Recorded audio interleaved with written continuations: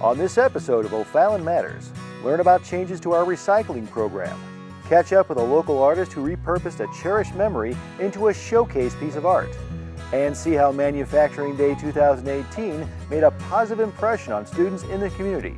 All this and more next on O'Fallon Matters.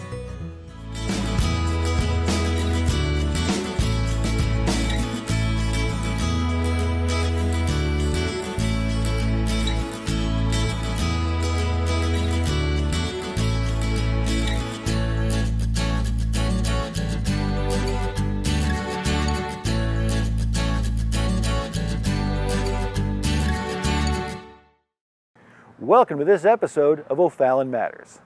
This top cop recently announced his retirement after 9 years of notable service to the residents of O'Fallon. Let's take a look back at Police Chief Roy Jochimsthaller's distinguished career in law enforcement. After nearly 50 dedicated years in law enforcement, Police Chief Roy Jochimsthaller is turning in his badge. His remarkable career started as a St. Louis City police cadet in 1969. Since joining O'Fallon in 2009, the chief has overseen a department that has continuously been recognized for its excellence in keeping O'Fallon one of America's safest cities. He has overseen the growth of the department to help keep pace with the city's growth and led the development of the department's new state-of-the-art Justice Center. But for Chief Jochimsthaller, it's always been about the communities he served. Under his leadership, the department focused on community engagement and involvement. Colonel Jochimsthaller has been very active in the community. He attended any function that was presented to him. There wasn't one that he would turn down unless he had another obligation. So he's very in tune with the needs of the community, and he brought that back to the police department.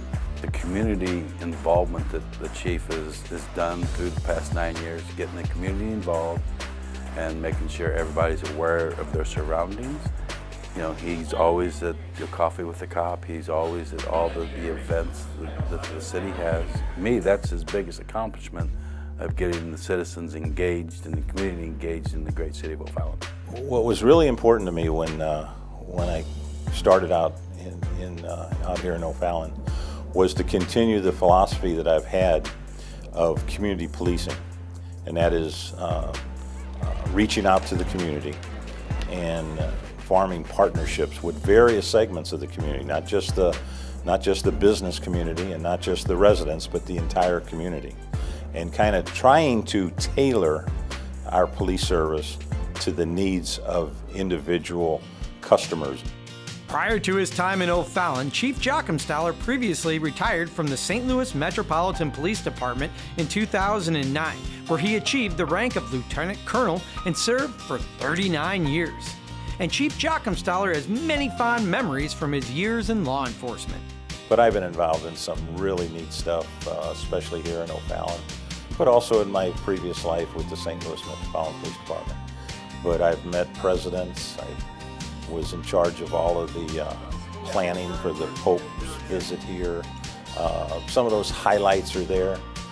But the other things that really stick out in my mind are the people that I helped. And not only the citizens and the residents and what the dealings I had with that, but also I've had the opportunity, because of the positions I've been in, is to help some cops too. During his 9 years in O'Fallon, the department's use of social media, both in community engagement and in soliciting residents' assistance in solving crimes, has become a model for police departments throughout the country. And the growth of O'Fallon School Resource Officer Program has engaged students, teachers, and administrators in promoting a safer community. I'd like to take credit for it, but it's not me.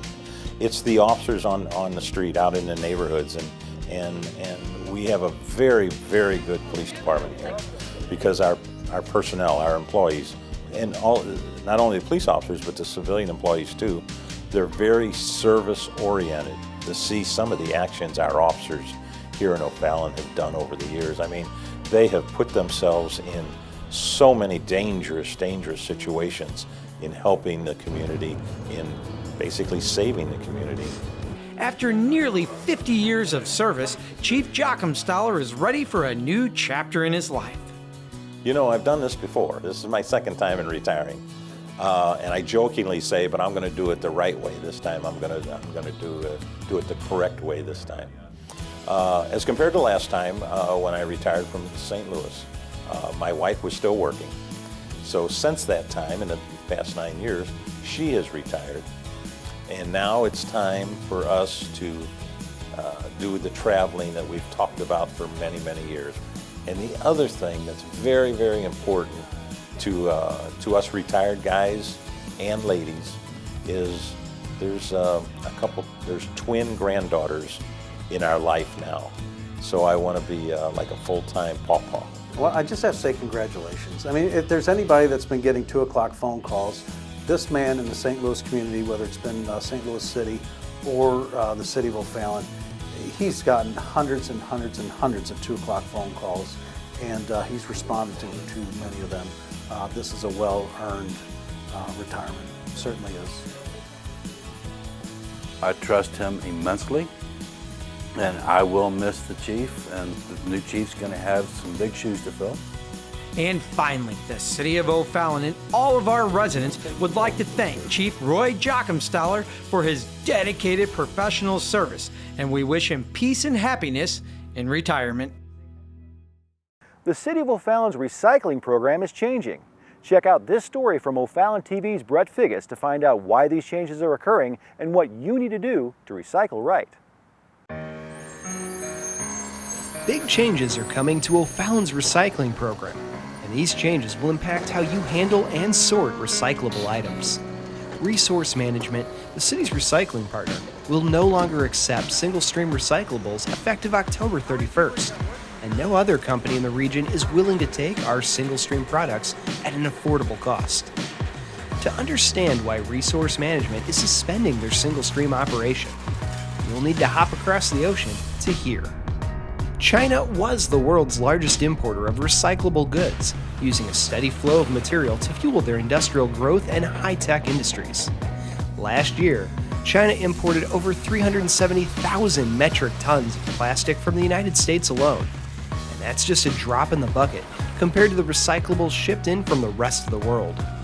But tight new restrictions on acceptable recyclable items and strict controls on contaminated loads have left municipalities throughout the world scrambling to find alternatives, as these new policies mean they are no longer accepting single-stream recycling products, essentially shutting down the global single-stream market.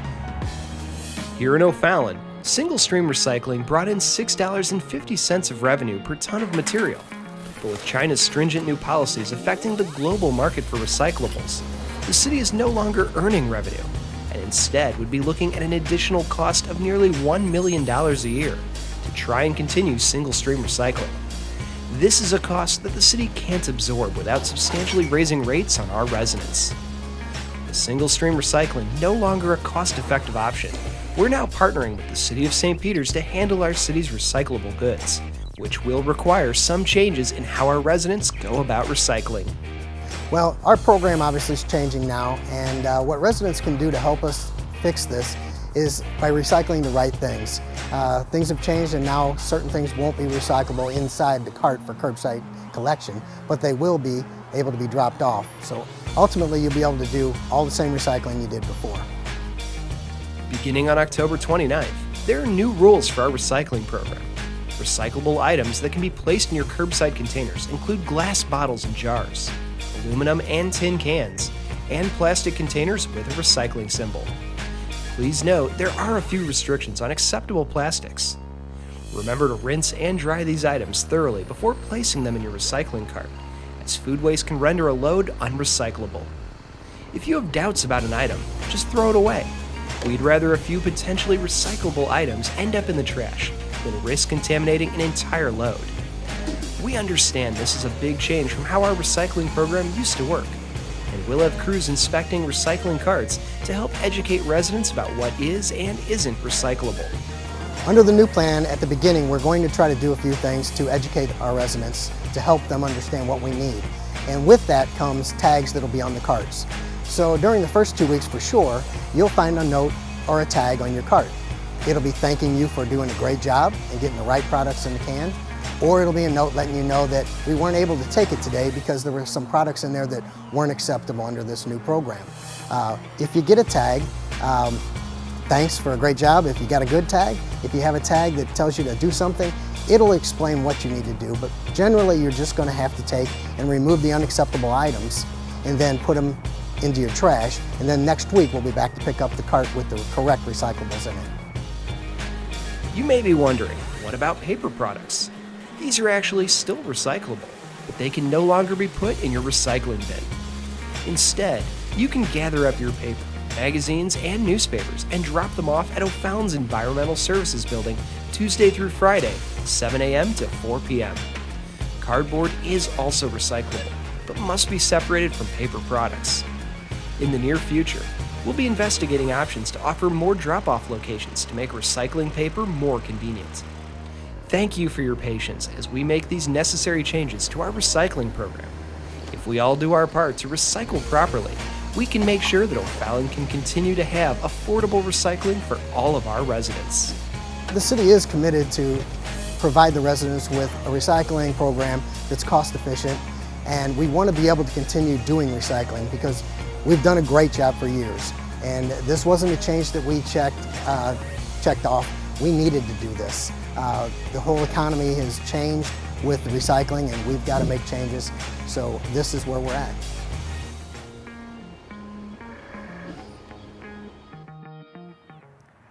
Thanks, Brett, for that important information. If you have any more questions about recycling, please go to www.ofallon.mo.us/recycling. Next on O'Fallon Matters, we'll check out all the highlights from Manufacturing Day held at St. Charles Community College. Manufacturing continues to employ millions of people throughout the United States. In fact, manufacturers contributed $2.33 trillion to the U.S. economy in the first quarter of 2018. The trends in O'Fallon are no different. And with the rise of the new manufacturing economy, the need for a skilled workforce has never been greater.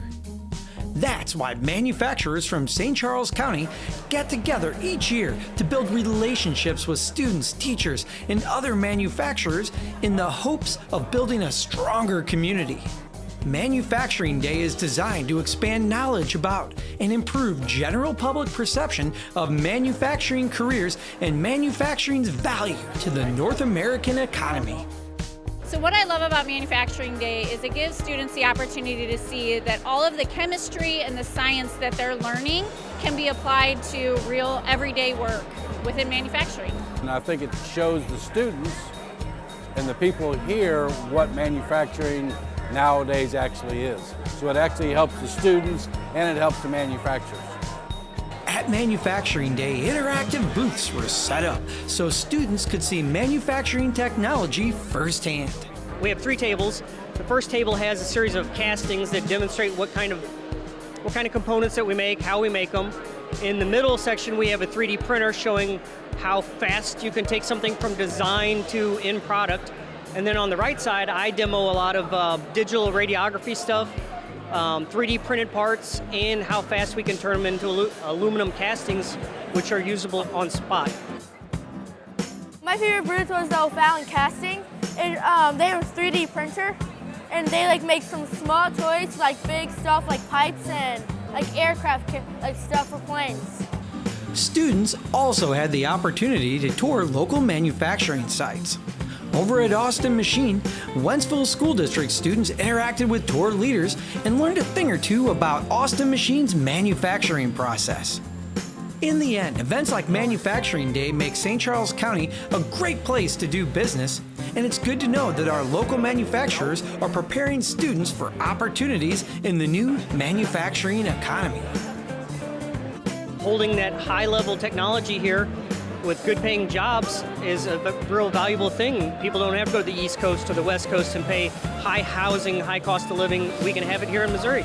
What you use that science and chemistry for today can take you many different places in the future. What's good for the community and students, I would say that because, as our society grows, we get older and older, and so the next generation need to know that they need to step up for the future, so the future is good. If you would like to set up a booth next year or find out more information about Manufacturing Day in St. Charles County, you can visit growmanufacturing.org. A work of art created from nostalgic history was recently hung in the new Krekel Civic Center, and you won't believe the history behind the piece. Brett Fickus is here with more. What does a small woodworking studio in Augusta have to do with our community's former Civic Center? And how does an art installation bridge over 80 years of O'Fallon history? In this story, we're going to dive into the history of Civic Hall and how its spirit is alive in the city's new Krekel Civic Center. Things were pretty different a half-century ago. Cars were different, neighborhoods were different, even Main Street was different. But one thing was just as true then as it is now. Our community needed a place to come together and hold celebrations and social events. And that place was Civic Hall. Built in the 1930s as an open-air pavilion by the O'Fallon Civic Club, this facility quickly became the place to meet for gatherings of all kinds.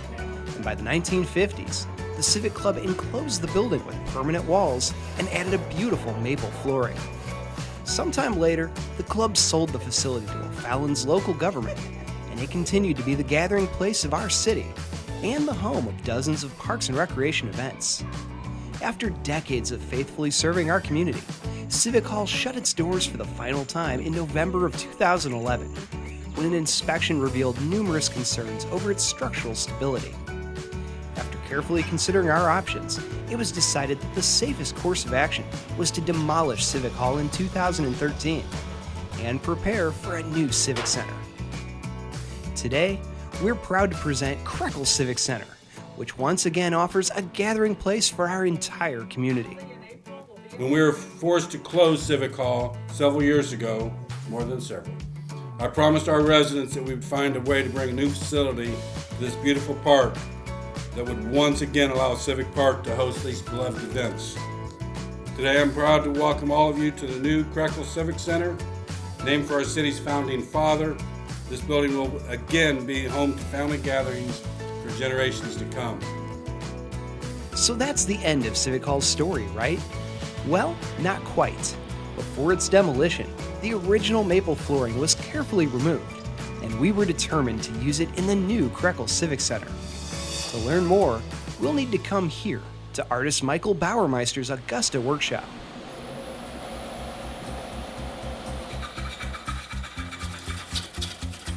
Well, my art is more about beauty than anything else. It is expressive, it's creative, it's about the beauty that I see in nature. And what I've chosen to do is try to interpret that in carved painted wood. I was asked to make something using this salvaged material, which was old flooring from the old building that was there. And but I wanted to make something using that very linear, hard material that would have a softer feel to it and that would kind of soften up the interior space where it was going. And so, to my mind, the best thing to do that is to emulate something in nature that I've seen. So I was going for kind of tall, grassy, waving in the wind, just like if you're laying in the grass on a summer day with the blue sky and a few clouds in the sky. That's the feeling I was going for. Michael specializes in abstract woodwork, and his pieces can be found featured in magazines and in galleries around the country. To ensure everything was ready by the Krekel Civic Center's grand opening, Michael worked tirelessly for 2.5 weeks to turn 3 4-foot by 4-foot panels into a beautiful triptych, which he named Beneath Our Feet.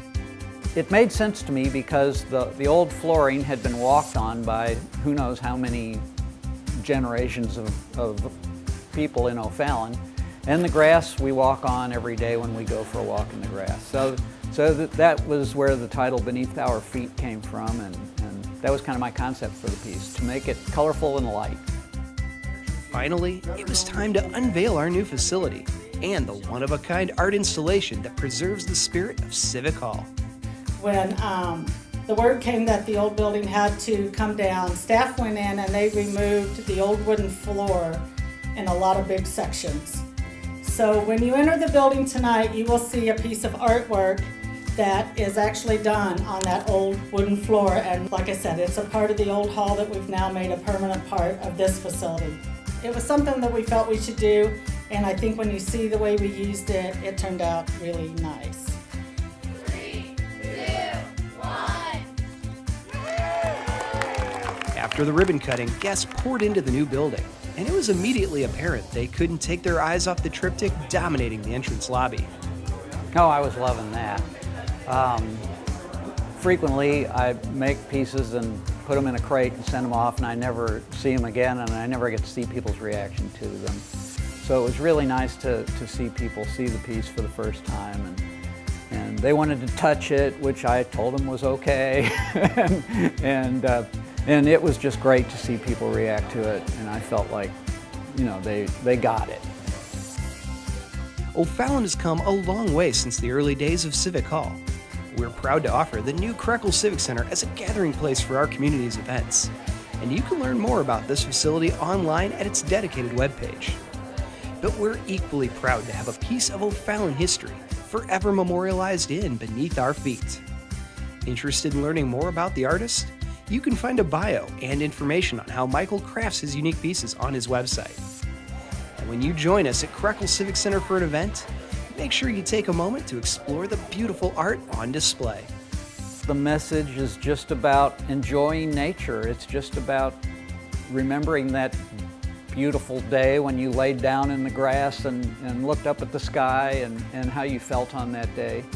And I think that fits in a public space like this that's all about the parks and it's all about the natural side of O'Fallon.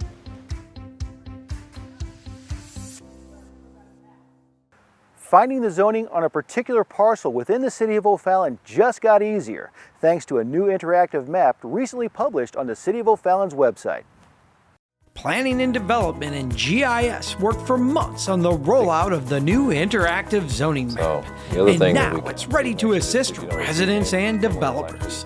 Started out with an internal map and tested it out to make sure everything was good before we rolled out one to the public.